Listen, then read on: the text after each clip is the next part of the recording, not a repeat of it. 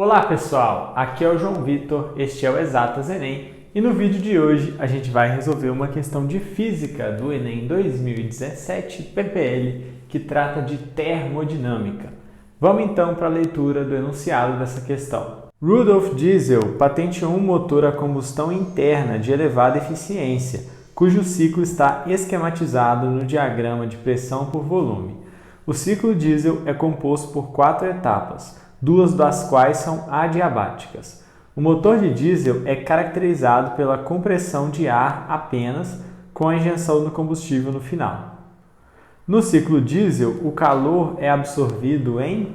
Então, pessoal, aqui está esse ciclo que o enunciado contou para a gente, em que a gente tem 4 transformações gasosas acontecendo aqui, sendo A para B, B para C, C para D e D para A. E a gente sabe que duas delas são adiabáticas. E aí, numa transformação adiabática, a gente tem que saber que a quantidade de calor trocado é nula. Isso que caracteriza uma transformação adiabática. O calor trocado é nulo. Em que a gente tem um gráfico de pressão por volume e a gente quer saber onde que há, em qual etapa esse calor é absorvido.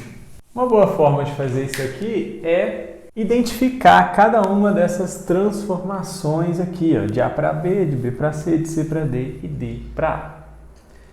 Por exemplo, de A para B, a gente está acontecendo o quê? Eu estou indo de um estado de volume maior, indo para um estado de menor volume.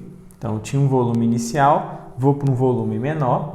E também altera a pressão. Tinha uma pressão mais baixa, vou para uma pressão mais alta. Então, ele está alterando volume e pressão ao mesmo tempo. Então, essa transformação em que eu tenho volume e pressão alterando ao mesmo tempo tem que ser uma das transformações adiabáticas, que pode ser também isotérmica ou não, não importa para a gente. Mas se eu estou alterando o volume, diminuindo o volume, aumentando-se a pressão, isso pode acontecer sem troca de calor. É uma das possíveis.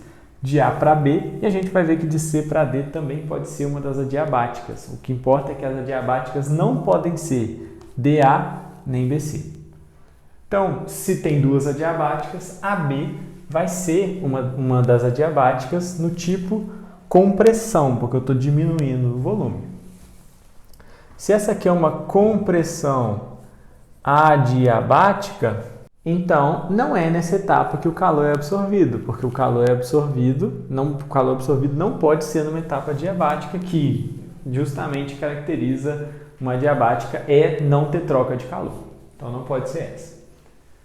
De B para C, o que a gente tem? A gente tem um estado de volume inicial e ele vai aumentar esse volume. Vai partir de volume inicial, vai aumentar para o volume final. E aí você tem aumento de volume, mantendo-se a pressão constante. Se eu estou aumentando o volume e mantendo a pressão, para eu manter a pressão, o que tem que acontecer é que se tem mais espaço, eu tenho que aumentar a temperatura desse gás para que ele faça o mesmo tanto de choques por área que ele estava fazendo antes, que é a pressão.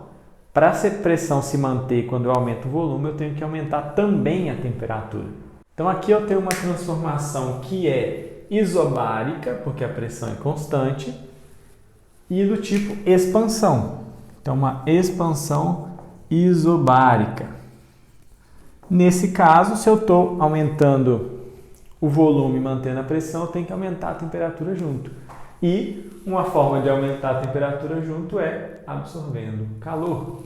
Então, a transformação BC acontece com a absorção de calor.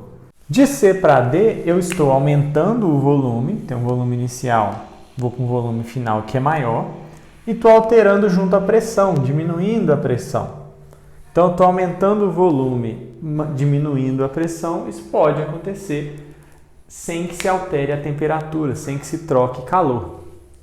Então, C para D vai ser também uma transformação adiabática, só que aqui é do tipo expansão. Se é uma expansão adiabática, não há troca de calor, então CD não pode ser uma dessas transformações em que o calor é absorvido.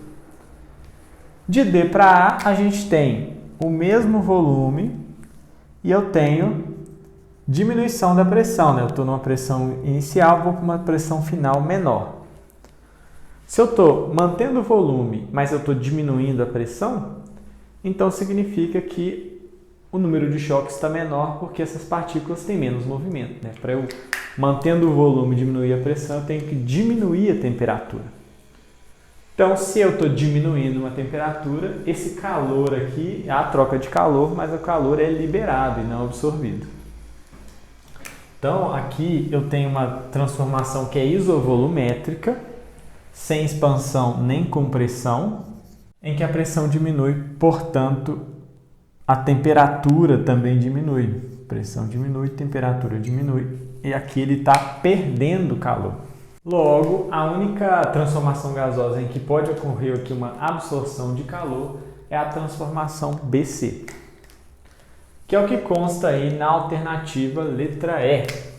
Você tem aí que BC, pois representa uma expansão isobárica em que o sistema realiza trabalho, porque é uma expansão, o gás quando expande ele realiza trabalho na vizinhança, e a temperatura se eleva, porque para ser uma expansão mantendo a pressão constante, tem que ter um aumento de temperatura, que acontece com a absorção de calor. Então tá aí uma questão legal aqui de termodinâmica do Enem 2017 PPL, e é assim que se faz essa questão.